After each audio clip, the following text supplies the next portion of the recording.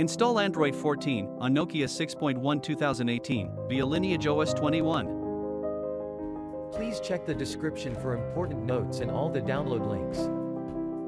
First, download ROM and GApps packages, then transfer the downloaded files to the phone storage. Link is in the description below.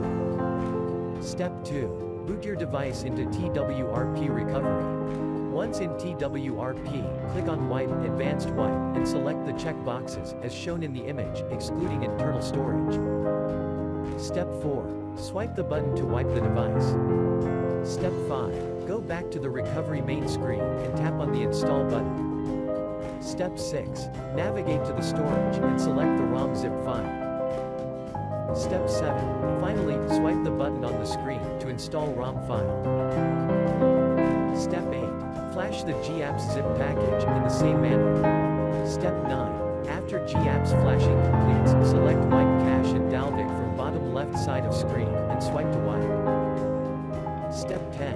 When the flashing process is complete, hit Reboot System. That's it, you have successfully installed the ROM on your device.